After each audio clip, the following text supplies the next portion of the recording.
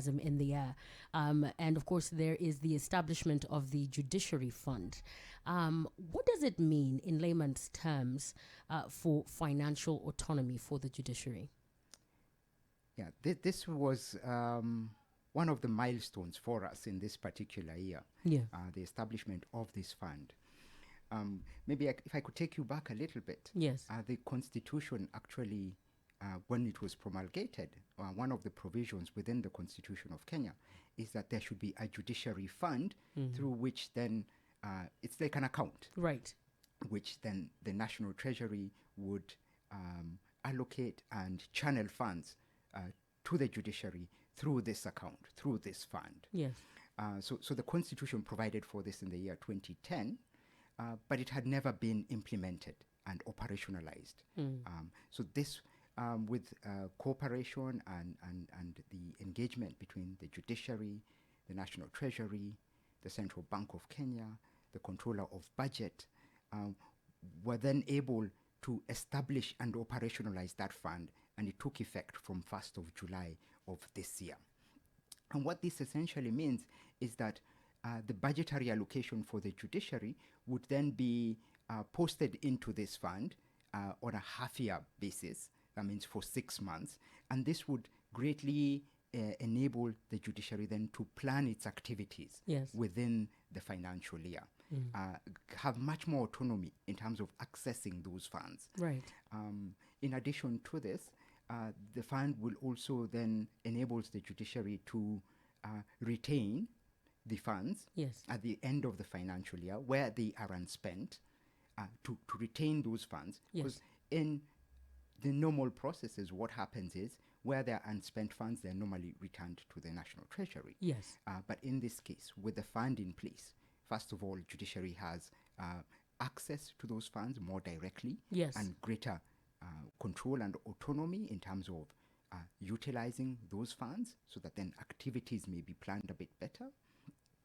And then at the end of the financial year, of course, also reports to the National Assembly, which would then allocate those funds so that then funds are able to be carried forward to the next financial year, of course, with accountability to the National Assembly, which then allocates, distributes funds and budget to the various arms of government. Oh, wonderful. So that's what it means.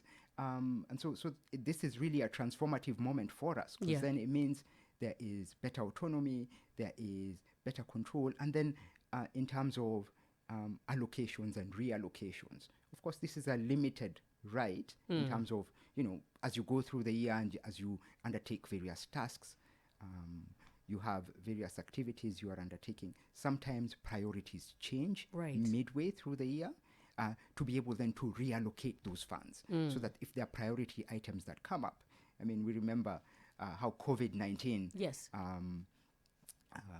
chanced upon all of us. Yes. And then we had to rethink and to bolster our ICT systems. So if we have a situation like that, if you had allocations maybe primarily for printing paper, that you could reallocate that and say, look, let's buy a few more computers to help us tide over this period that we're in. So that is these are the benefits of the Judiciary Fund, and we're really excited about it. We're grateful that the other agencies within government have really supported the judiciary to establish it. And as we implement it this year, going forward, we look forward then to better effectiveness, more autonomy for judiciary and its financials, so that then the activities of the judiciary, which is hearing cases, deploying staff where they're needed, getting then the work tools that are necessary, that this may be done. And you need this to function. Definitely. You definitely need this to function. When you mentioned hearing cases, as a public agency, what comes to mind is, the doorways of justice sometimes feel inaccessible and out of touch for the common one.